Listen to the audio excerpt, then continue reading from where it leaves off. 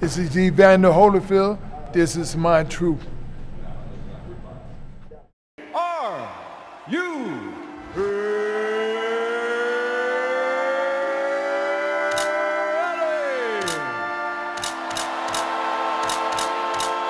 Fighting out of the red corner, he stands 6'2", 1/2 inches, weighing in at 218 pounds. The 1984 U.S. Olympian, the only undisputed cruiserweight world champion in boxing history, the only four-time heavyweight champion in boxing history. Ladies and gentlemen, from Atlanta, Georgia, USA, the four-time heavyweight champion of the world, Evander Holyfield.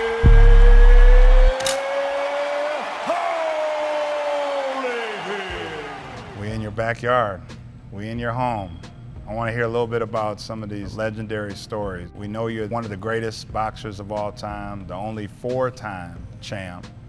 Walk me through a little bit about boxing and why you were so passionate about it. What's different about you that so many others didn't have? Well, I guess the only thing I could say, I wanted to be successful, and I wanted my mama to be proud of me. But I wanted to be the very best.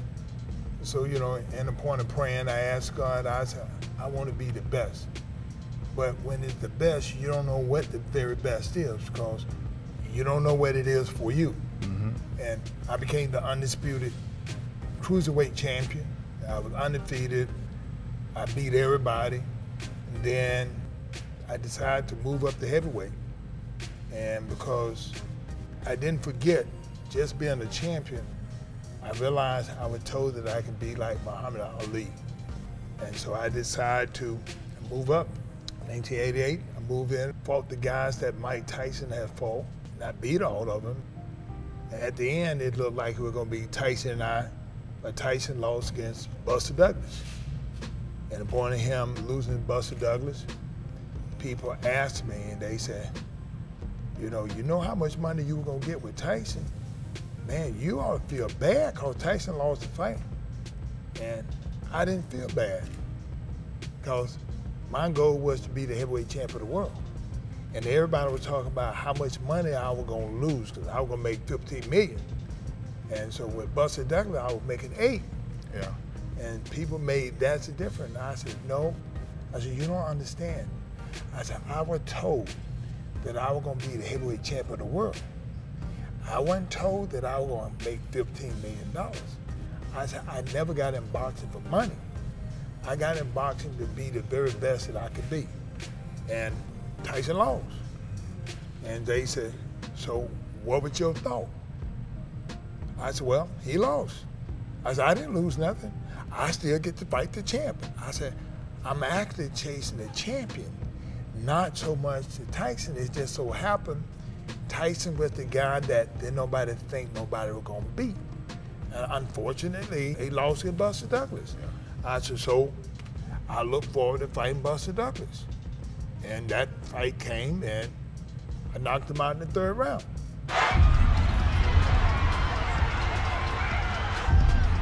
There's a new heavyweight champion of the world, and his name is Evander Holyfield. And it's another time that Tyson and I would get fight, and somehow he said he broke his back.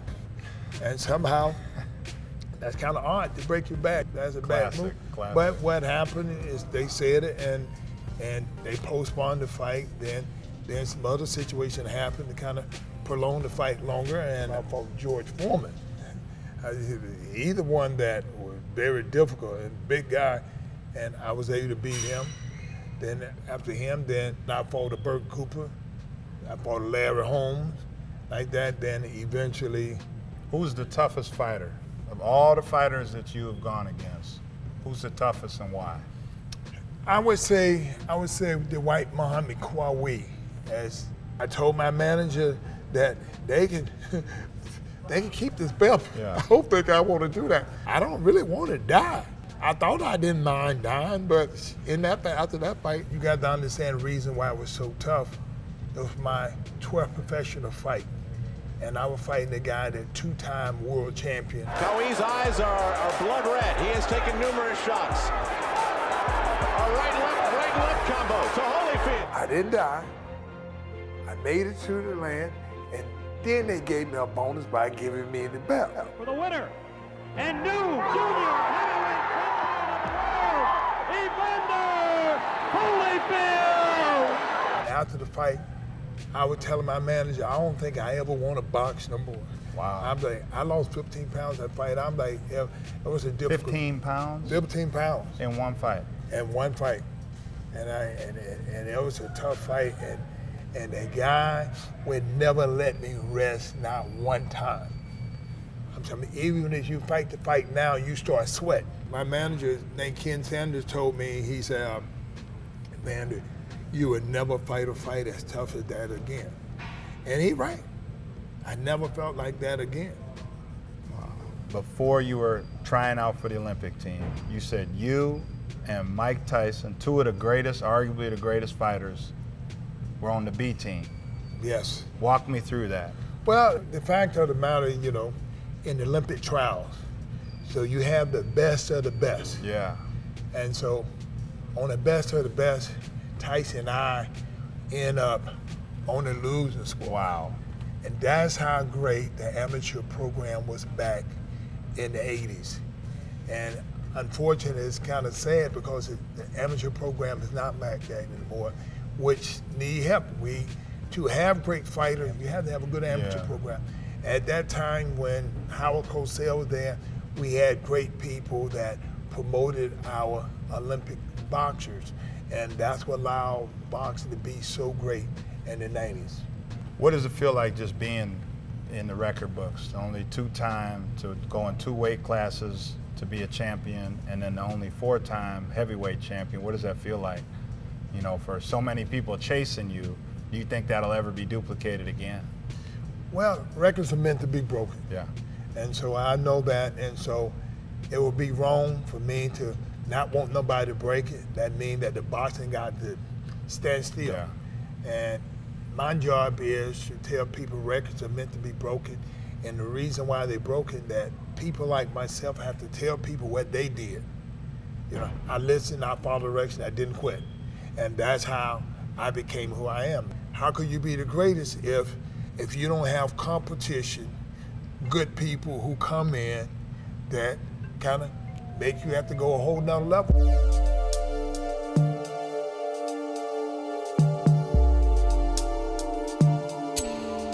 So many people identify you with those paws. What's your greatest strength outside of your fist in your mind that you possess? Believing in Lord Jesus Christ. I realized that I believe. When you can believe that you're willing to go through whatever's necessary, I'd rather die than quit. I said, eventually I'm gonna go get it. I said, I'm not gonna stop. I got the ability. I say, I know that and I believe that, but you exercise that by what you do on a daily basis. So many people know you as having all these battles, you know, Mike Tyson, George Foreman, Riddick Bowe. Who's your best friend when it comes to the boxing world, or who do you consider yourself friends with? Because it's hard sometimes to recognize friendship when you guys are battling each other so much. Who's that person for you? Riddick Bowe. You've had some battles with him. He's the only fighter that beat me twice. Okay. He beat me twice. We fought 3 times. You know, he beat the first, and I won the second. He won the third. But one thing you don't. What are those lunches like? You guys still arguing today? Who won? Who lost? What's that like? No, I'm always telling him that he's a cheater. Because in those fights, he hit me behind the head and all this. So he did a lot of things to win the fight. So, like, one of the things he did, he came and he said, I tell you what, if you don't run, I'd knock you out. I said, what? You can't knock me out. Mm-hmm. So I'm waiting on the referee. He keep following me. He hits me on the break, and the referee don't say nothing. So we asked him, he said, well, referee didn't say nothing. I said, but you know that was wrong. He said, but if the referee don't say nothing, we gonna keep doing it. So on the second fight, I wasn't waiting for the referee. You were getting after him. Yeah. We fought about 15 and 20 seconds after every round. Wow. Because the fact is, I said I was gonna get the last licks. Because I realized that whoever get the last lick, do you know you go back to the corner for 1 minute, think about how hard the guy hit you? But when you hit that guy the hardest and he goes sit back, he think about what you did. Evander's got to be careful here to hold on, but he has fought a perfect fight. No matter what happens from here on in, we are looking at a sports legend in the purple trunks, Evander Holyfield. Holyfield continues to dig in. A left hook to the head. He's got Tyson in trouble. Tyson's ready to go. A straight right hand. The Talbot stops the fight, and Holyfield has won. I can't believe what I'm seeing. It's the most unbelievable thing I've ever been privileged to witness. WBA heavyweight champion of the world, Evander, the real deal, Holyfield. The number one question I get asked is Mike Tyson. What's your relationship with Mike Tyson after the bite, and what was it like before? Well, you know, my own thing, Mike never said anything to me. Mike knew I wasn't afraid of him, and I ain't think Mike have no reason to be afraid of me because ain't nothing that I ever did. What happened here? He got bit, I think. Evander Holyfield, look out, he's pushed right here, above us by Tyson. He's got bit in the ear. Oh my goodness, he's got a bloody right ear. Holyfield bit by a dirty Mike Tyson. A left hook. You know, it's funny, Mike was having his best round. He did it again. And look at this, he just reaches in and bites him. It's over. It's over. When he bit me on the ear, I understood that. You know why? Because people said, well, how can you take that? I said, real simple, because I used to bite all the time. My brothers and sisters, I bite the daylights out of them. I said, but I didn't bite them because I was mad with them. I bite them because they wouldn't let me go. I was like, you know, when you say you give, what that means, they supposed to let you go. Yeah. And you go your separate way because you already don't concede that I can't be. So Mike bit me because it's just one of them things. You look, hey, what am I gonna do? I can't beat you. And so the art of the game in life is so I realized that you got to forgive. How you not gonna forgive when you bit everybody? My brothers and sisters tell you, I was the youngest one. If they don't let me go, I bite them. By the time they show the pain, it'll give me enough time to get in front of my mama. Yeah. Can't nobody hit me in front of my mama. Nobody. Ain't nobody ever hit me in front of my mama. But did you have that conversation away from the camera after? I mean, as far as there was nothing? No, I mean, my thing is I'm friends with a lot of people that take my ear off. I don't know how, you know, I don't know. Who is that Mike Tyson away from the ring? When I was around Mike, Mike is one of them guys a lot nicer than a lot of people think. Really? Mike wanted me to drive his car. Evander, come on, man, come on. People don't know all the nice things that Mike actually do. He do a lot of nice things for people. Ain't number one person I can admit that I was afraid of, and that was my mama, because I can't hit her back. Now, I can't win that fight. Did she watch all your fights? How was that? Was she the mother in the stands that just could not take it? Tell me, what was Mom feeling while you were in here fighting all these years? My mama came to 2 fights in my entire life. She came to the Olympic trial in Texas, and I lost by a decision, and I didn't come out the dressing room, and the man said, come on, you gotta come out, Evander, everybody's gone. I was so concerned with what my mama was gonna do. Wow. And so I finally come out there. Did you know that she came up to me and said, well, you ain't got no marks on your face, let's go. Cause my mama told me if I ever get mark on my face, that's it. Then the next fight, I said, Mama, you got to come to it. I'll make the Olympic team. So she come over, and so she, after all these fights, I knocked somebody out every night. She come the last night I get disqualified. So when she come, she said, and I lose, she said, oh my goodness. And so it's the first time my mama second guessed herself. She said, son, I'm bad luck. I said, Mama, we don't even believe in luck. She said, son, I go to 2 fights and you lose, it's me. I said, no, Mama, we don't believe in bad luck. So I talked her into coming to the fight when I fought Buster Douglas. Gotcha. I told my mama, I said, Mama, you know, when I asked you this, I was 8 years old. I said, Mama, I'm 28 years old, been 20 years. I said, you got to go. She said, no, son. I said, Mama, you got to go. I said, you don't remember? You told me I couldn't quit? I said, Mom, you got to go. And she decided to come. So the day of the fight, in the morning, my mother called me. She said, son, can I come to your room? I need to talk to you. I said, Mama, what's wrong? She said, ain't nothing wrong. I said, yes, it is, Mama. I said, you ain't never asked you come to my room. You just come to the room. I said, well, come on up. And I said, what's wrong? She said, son, do you not know I can't stand for nobody to hit you? She said, do you not know it make me want to actually get in the ring and help you? She said, ain't nobody ever hit you in front of me. She said, do you mind if I stay in my room and just pray for you? I said, well, okay. And she found out I knocked the guy out in the third round. So my mama never came to a fight because she realized praying for me was better for her than sit there watching. It started when I was 8 years old. And this man named Mr. Markin told me I could be like Muhammad Ali. And I said, but I'm only 8. He said, you won't always be 8. And next week I was gonna be 9, so I believed him. So that's the whole big point of believing. He said, what do you think? I looked at him, I told him, I gotta ask my mama. He said, what? I said, I gotta ask my mama. He said, do you know you got a good mama? And I'm, you know, as a kid, yeah. I ain't understanding what I know today. Yeah. Because he knew that if anybody tell you they got to ask their mama, it don't make no difference what I want to be. If my mama say I can't even try. So I go home and I ask my mama. My mama said, do you know what they gonna do to you? So when my mom looking at me, I'm thinking that's the sign that she getting ready to knock the daylights out of me. Kind of pull back for a little and start laughing because I get 3 whoopings a day. And all my brothers and sisters knocking the daylights out of me.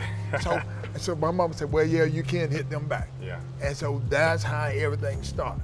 So the point of the matter, they gonna hit me. My mama said, 3 things you got to do: listen, follow direction, don't quit. And so those are the 3 things that allow me to start boxing. And when I start boxing, I listen to the coach, and every time I hit somebody, they'll start crying. They say, oh God. And I hit the kid, so I was undefeated. Then one day I hit a guy and he hit me back. And I come back to the corner and my coach said, what's wrong? I said, well, he hit me back. He said, welcome to boxing. I said, I go back out there, me and this guy, we go these a whole minute, then we come back, then he said, what happened? I said, he hit me in the stomach. He said, well, he hit me back in the stomach. And I go back out there and I do this, and my coach said, well, you got to go back out there and see who won. He said, I said, what? He said, see who won. I go back there and they said, winner, Cecil Collins. And I realized that wasn't my name. Man, I start crying and out there, he get in there and said, what's wrong? And my whole thing, I told him, I don't like you. I said, I don't like you. Like this, and I told him I quit. And I left, went home, and started crying to my mama. And my mama, after 5 minutes, my mama stopped it. She said, now tell me what you crying about. I said, I lost. And my mama said, and I told her I quit. My mama started, eyes rolled up backwards and start calling me all kinds of names and start telling me I didn't raise the quitter and you going back. You know, we don't quit here. We start something, we finish. And she lashing me out. And she this close, and I know that she want to hit me, but she ain't hit me yet. That might have been the biggest knockout. Then all of a sudden, she said, okay, you go back. And so I go back to the gym, and that man said, what you doing in here? I said, my mama said I had to come back. He said, I told you you had a good mama. Like this, and I'm like, now I'm mad with him because he said, I told you you had a good mama. And so he asked me, why you were crying and all this? And I said, because you told me I could be like Muhammad Ali. And he said, well, you can still be like Muhammad Ali. I said, I lost. He said, son, you did not lose. I said, well, they gave the trophy to him.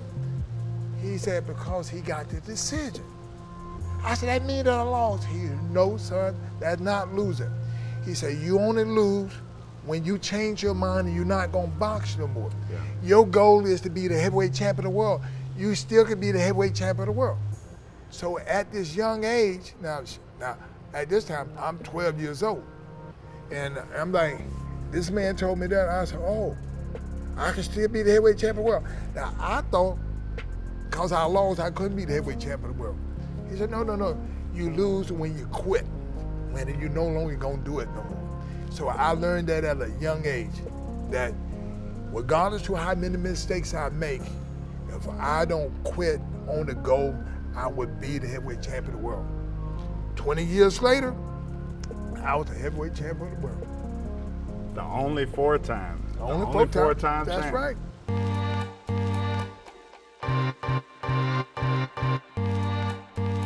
Tell me a little bit about Atlanta growing up. We're just down the street from where you grew up.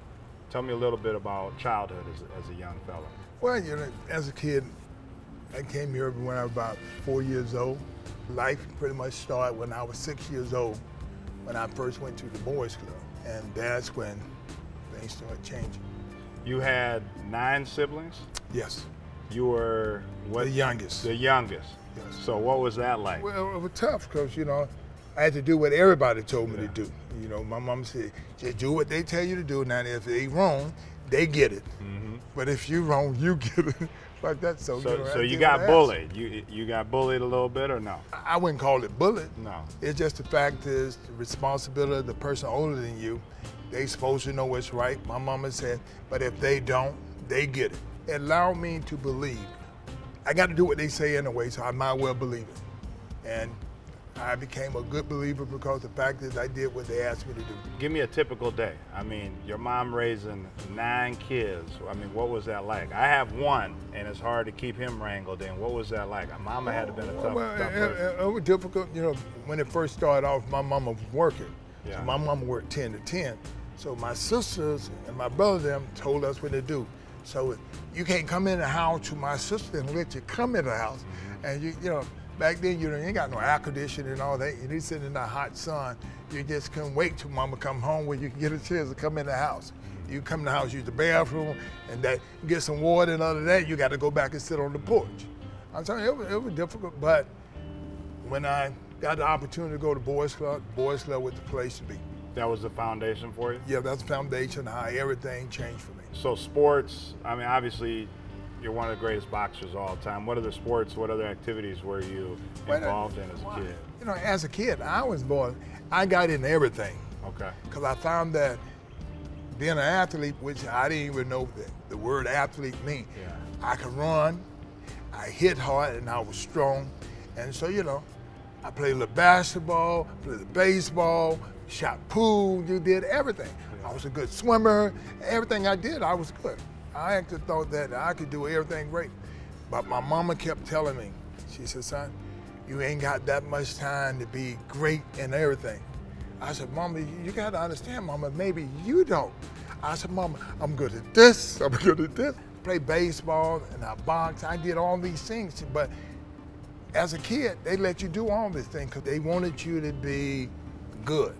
And that gave me an opportunity. It really built my confidence and allowed me to become the person who I am today. Tell me a little bit about your mom. I mean, she had all of you. Your father wasn't in the picture. And I mean, that had to have been a big void. What was that like with your mom? The thing is that my mama had me last. My mama had me when she was 35 years old.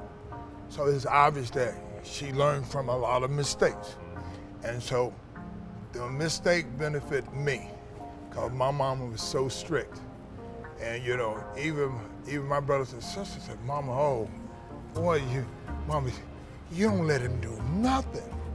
My mama said, he gonna be all right. And by me not getting a chance to do all these things, I actually became who I am today. I wouldn't be this if my mom would have let me do everything that all these other kids did. Because most of the people I wanted to be like didn't become nothing. Yeah. Because the fact that the mistakes that they made. And I didn't make hardly no mistakes because my mama didn't put me in that position. What were some of those things that she was doing specifically? How was she keeping you guys in line? The street light come on, you got to be in the house. When my mama call your name twice, and you ain't got there, wherever you got to get somewhere. Wherever you find you at, you start getting hit from that point on all the way to the house. When she called us by our name, we talking about individual, but when she said, when you hear my mama say, boy, that means all the boys. You need to get a step. Boy, everybody come running in, boy, come running in. And so, my mom was very strict, but if she wasn't, we would be who we are. Yeah. Tell me a little bit, my father wasn't in my life. Saw him at 7, didn't see him again for 20 years. What was that like not having a father growing up? I mean, do you feel like that played a role in maybe something that you could have done differently, or just walk me through that a little bit? If you never had a father, so it don't bother you because you ain't asking until somebody else start talking about their daddy. Mm-hmm. Then so when I hear somebody talking about their daddy in school, and I come home and ask my mama, where my dad is? Yeah. My mama said, well, he's in Alabama. I said, then why he's not with us? My mama said, son, let me tell you something about your daddy. He was always on time and outworked everybody. He said, that's all you need to know. So be on time and outwork people. Yeah. Like this, and that's it. And so that was the end of that conversation. But I do know that if you have both parents, you're gonna be more complete than just having one. What was that like the day you found out you were gonna be a father? You have 9 kids now. Mm-hmm. What was that moment like when you found out you were gonna be a father, knowing that you didn't have a father, and what kind of father that made you want to be? Well, of course, me being the father, I was happy. And I knew that they wasn't gonna have to worry about nothing. Mm-hmm. Because all the people always say, oh, you ain't have your daddy wasn't good, he wasn't nothing and all that. This is what people said because your father's not in your life. But people have to understand what reason a father would be there if they're not gonna get along. It's probably better for them not to be together. But I got the opportunity to meet my daddy when I was 21. 21, okay. I got the opportunity to meet my dad. I found out my daddy was a good guy. Like when I found out how my daddy lived, and everybody was telling me, you mean Isaac Coley is your daddy? I said, yeah.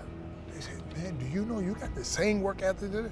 I said, well, my mom always told my dad was on time, he outworked everybody. And so those are the 2 things that I learned about my dad. Those are 2 things that I wanted to make sure that I was gonna do. Absolutely. And you maintain a relationship after you met him? Yeah, to the day that he passed. I realized that I wanted my kids in general to say, this is what my daddy did. He did more than his daddy. Each generation is supposed to get better. Yeah. What's your greatest joy being a father? I think that being able to lead them to the proper direction. I understand Christ is how I made it. I realize that even every morning when I read those words, it tells me what my kids would be like if they stay on this same goal. The Word of God tell you, your kids can be better than you. They're supposed to be better than you. Because if they don't become better than this, something that you ain't telling them. Wow. What do you need to tell your kids for them to realize that they can be better than you?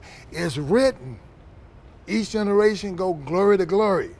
I said, that's it. I said, so this is what I want to do for my kids. The difference, I went to church all the time because I had a grandmother who made me go to church, and I ain't have no place to go.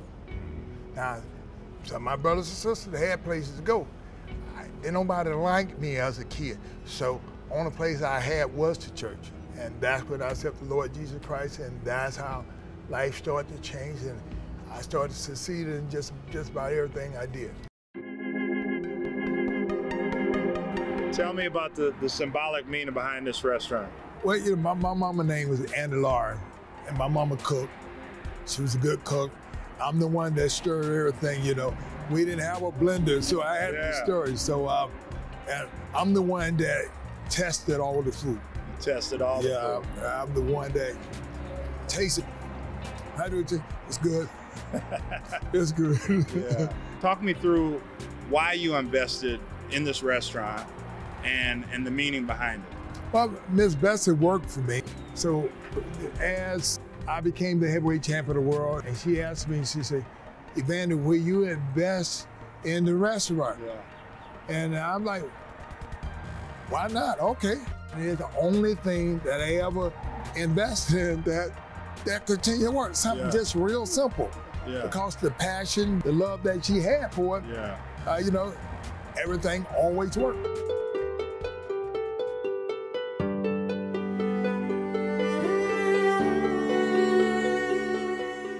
So many people struggle when they face a loss or a difficult time in their life.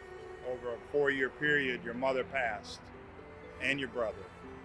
Tell me what you were going through and how you were able to push through where so many others can't.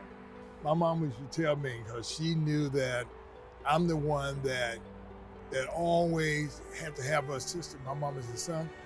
Do you not know that at some point in time you're going to be on your own? Yeah. People leave each other. When you love somebody, you love them while they live. When my mama passed, there was a lot of people came and everybody was wondering, saying, you didn't even cry. I said, my mama told me. She told me, she said, son, everybody got a day to depart from each other. Yeah. Her memory is kept alive in the one home that was always hers, the church. Ever since her death, April 19, a black cloth has taken the seat she occupied each week. It's a way to remember and honor her as one who did great work in her church. We had a lot of love between each other, and how I feel is that, you know, I gave my all, and I was able to give because she gave to me first. My brother named Willie, he had that confidence that I ain't have. When it came to boxing, if my brother know that his job is to be with me everywhere I go, his confidence was in me. And so he come into a place and said, look, my brother ain't gonna say nothing, but he gonna beat everybody in this thing. And I was kind of embarrassed, but I couldn't say nothing right then and there. Wonder why he keeps saying that I'm gonna do this. And every fight that he ever was at, I win all the time. Yeah. But my brother had that much confidence in me, and I ain't really have it in myself. He never came to a fight I didn't win. My first loss, the month that he passed. Was your first loss? My first loss, 10 years.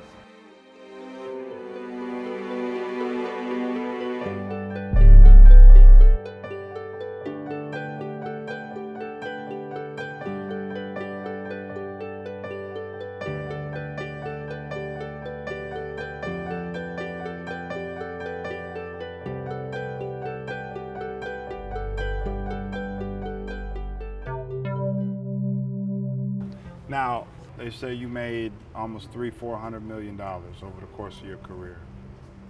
So many people pulling at you. All of a sudden, you fell on so much money and not knowing who your real friends are. Walk me through what that was like. It was difficult, but the fact of the matter is this. I believe in the Word of God, and it wasn't about money to me. Yeah. Even though it could be money to them, it wasn't about money. It was me being the very best that I could be. And I realized that what people are afraid of is recovery. Do people recover? So the Bible always tells you something's gonna happen, but your recovery is Jesus himself. I know that. It never was about the money with me. I realized whatever happened to me, I'm a Christian. The Bible said I will recover. But the thing is that I didn't know how much money do you lose to recover. And what comes along when things don't go away. What things happened? When I lost my house, people said, oh, what happened? My name is Holyfield. To do with a person that was cheating. When a person cheating, they caused me to lose the money. So in the fact of losing the money, so my integrity is that I know everything. Because I realized I didn't know everything, that's when I brought people to help me. Unfortunately, they helped themselves. They do you know you're the only person that I know that ever really lived the American dream?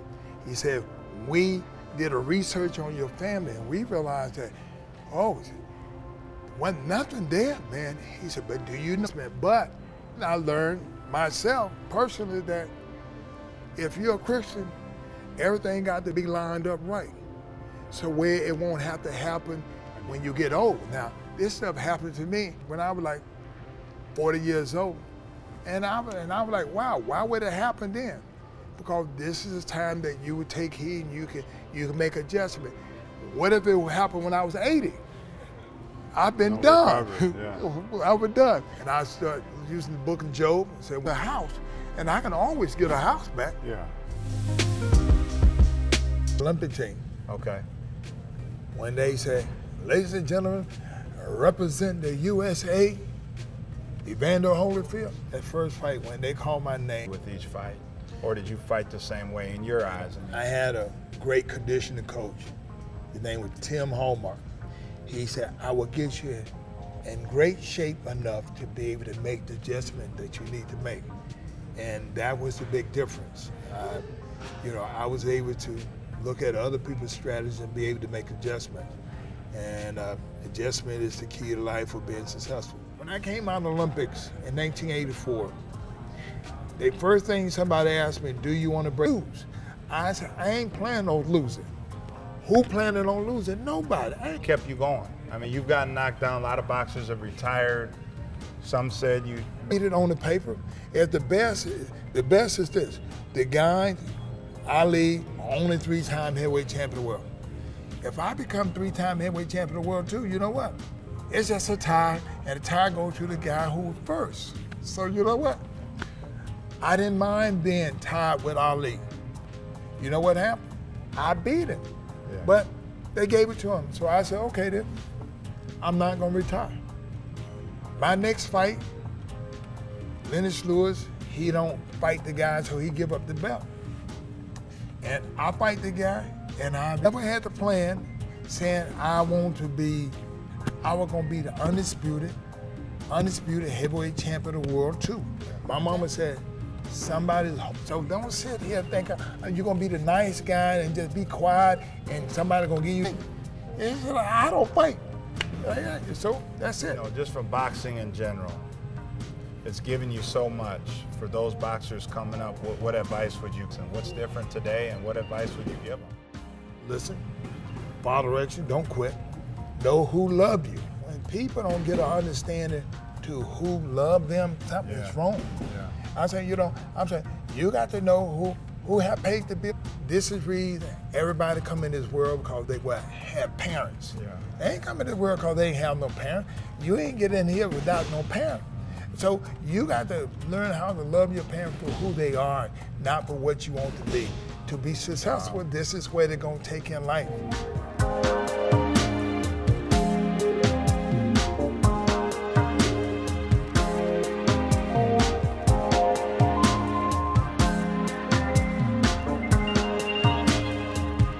If you find an inspiration, I said, how you gonna get somebody who didn't go through that? Yeah. I said, Ali had went through that. I said, he went through that. I said, all these things he went through. I said, Ali lit the torch. You gotta understand, Ali lit the torch in Atlanta, in my town. Now, I actually thought he do humanitarian work. I realized that they got the right person. That's it. Ali will always do humanitarian work. Did that inspire you to go in the community? Oh, of course, you know what? What are some of the things that you have? Programs and all this, because the big thing with me is that helping people do things that I didn't do. That don't mean that I don't want to help people. I don't even concentrate on that. Education, but I didn't get a great education, but I put a lot of money in helping people. Fight. I realized that. I hit you. Everybody wasn't meant to be fighters. Everybody wasn't meant to be doctors. So many people know outside the ring. I'm always to be a part of something that you give it back to people, give people opportunity to succeed.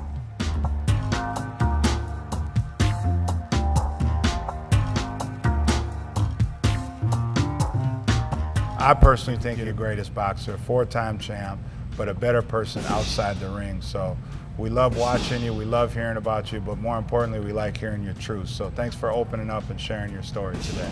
Thank you. My man, God bless.